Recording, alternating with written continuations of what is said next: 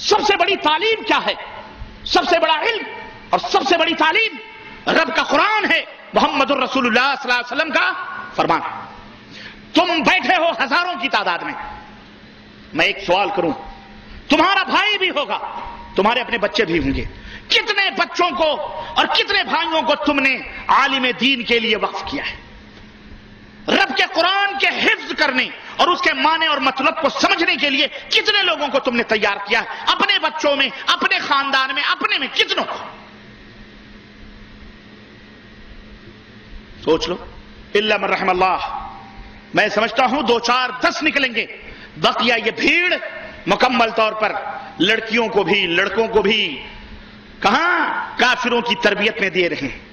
لو، یہ ہمارے نور نظر ہیں، لخت جگر ہیں، پرورش کرو۔ اعلی حضرت ان کی چاہے کفر پہ ہو رہی ہے، شرک پہ ہو رہی ہے، بے رحمی پہ، الحاد پہ ہو رہی ہے، ان کو ڈاکٹر بنانا ہے، ان کو انجینئر بنانا ہے، ان کو لائر بنانا ہے، اپنے بیٹے کو ہمیں بیرسٹر بنانا ہے، ہمیں جو پولیس افیسر بنانا ہے، ہمیں فلانا بنانا ہے، ہمیں فلانا بنانا۔ اگر نہیں بنانا ہے تو رب کے قرآن کا حافظ اور رب کے قرآن کا عالم اور نبی کا خادم نہیں بنانا ہے۔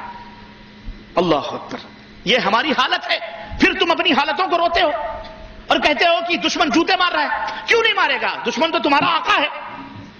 کیوں تم کو اس نے غلامیت کی تعلیم، منہج تعلیم اس نے تبدیلی کی ہے، اسی لیے تاکہ تمہارے اوپر جوتے برسائے اور جیسے چاہے، جس طرح کتوں کو گھسیٹا جا رہا ہے ایسے ہی تمہاری گردنوں میں پٹے ڈال کر وہ گھسیٹتے ہیں۔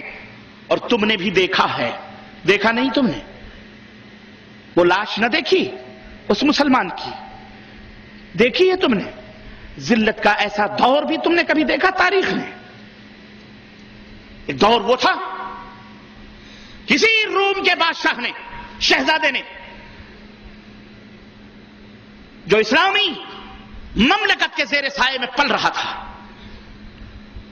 اس کا باپ ٹیکس دیا کرتا تھا، جس سے آج ہم ٹیکس دیتے ہیں، ٹیکس دے رہے ہیں، غلام ہیں ہم۔ اسی نے بیٹا جب برسر اقتدار آیا، بیٹے نے کہا جاؤ ہم ٹیکس نہیں دیتے۔ ہارون رشید نے خط لکھا۔ کیا خط لکھا؟ اور خط کا لفظ تھا یا کلب الروم، اے رومی کتے، تیرا باپ ٹیکس دیا کرتا تھا، اگر تو ٹیکس نہیں دے گا تو سن، تیرا حش میں آ کر کے وہ کرتا ہوں دنیا نے نہیں دیکھا۔ لشکر جرار تیار ہوئی اور اس کو اسی کے پائے تخت میں کتے کی طرح باندھا گیا۔ آج ہماری حالت وہ تھی اور آج یہ ہو گئی۔ وجہ یہ ہے کہ تم نے غلامی کی تعلیم اپنے بچوں کو دینا شروع کری۔ تم نے قرآن و سنت کی تعلیم سے، اس کے زیور سے اپنے بچوں کو آراستہ پراستہ نہ کیا۔ اگر قرآن و سنت کی تعلیم اپنے بچوں کو دیتے، یہ دنیا جس کی سیاست کے پیچھے مرتے ہیں لوگ، سوچتے ہیں اکنومی کو فلانی اور فلانی اور فلانی، یہ سب اسی قرآن سنت، اس کے سامنے، قرآن سنت کے سامنے یہ تمام مٹی ہے، پلید ہے، اس کی کوئی حیثیت نہیں، اس کی کوئی حیثیت نہیں۔ اور اللہ تمہیں اسی نور بصیرت سے اس دنیا کا قائد و رہنما بنا تھا۔ چھوٹی چھوٹی مثالیں ہمارے سامنے، غریب بچہ، مسکین بچہ، یتیم بچہ زیور علم سے، قرآن سے آراستہ ہوتا ہے، حافظ قرآن بنتا ہے، قاری قرآن بنتا ہے، عالم بنتا ہے، شیخ بنتا ہے، غریب گھرانے کا بچہ، لیکن اس کے قریے، اس کے محلے، اس کی بستی، اس کے شہر میں بڑے بڑے مالدار لوگ ہوتے ہیں، رئیس ہوتے ہیں، وڈیرے ہوتے ہیں، بڑے بڑے حکومتوں کے مالک بھی ہوتے ہیں، وزیر بھی ہوتے ہیں، امیر بھی ہوتے ہیں، لیکن میں چھوٹی مثال دیتا ہوں میں آپ کو، اللہ تبارک و تعالیٰ نے اس قرآن کریم کی علم کی برکت سے اس غریب یتیم مسکین بچے کو نماز کے وقت میں ان سب کا امام بنا کر مصلی پہ کھڑا کرتا ہے، سب کا امام ہوتا ہے وہ۔ تم نیچے بیٹھتے ہو، بادشاہ نیچے بیٹھتا ہے اور وہ ممبر پر کھڑے ہو کر کے لوگوں کو نصیحتیں کرتا ہے، آرڈر دیتا ہے، آرڈر، حکم دیتا ہے یہ کرو، حکم دیتا ہے یہ کرو، حکم دیتا ہے ایسا نہ کرو، کرتا ہے یا نہیں کرتا ہے؟ اتنی پسپائی کے دور میں بھی قرآن کی یہ برکتیں ہم کو تم کو آواز دیتی ہیں اور پکار پکار کر کہہ رہی ہیں، لوگوں وہ معزز تھے زمانے میں مسلمان ہو کر، اور تم خوار ہوئے تاریخ قرآن ہو کر۔ اس قرآن کو اپنے سینے سے لگاؤ، یہ قرآن عظمتیں، اس قرآن سے عظمتیں ملتی ہیں، اور اپنی زندگی کا لائحہ عمل بنا لو کہ زندگی میں قرآن کریم کو پڑھو، قرآن کریم کو ترجمے کے ساتھ پڑھو، اس کے معنی مفہوم کے ساتھ پڑھو، اس طرح نہیں کہ کبھی پڑھی کبھی نہ پڑھی۔ اگر میں سوال کروں کتنے افراد یہاں بیٹھے ہوئے ہیں، الا من رحم اللہ، بہت کم لوگ نکلیں گے جنہوں نے الحمدو کی الف سے لے کر اور والناس کی سین تک ترجمے کے ساتھ قرآن کریم کو پڑھا ہوگا۔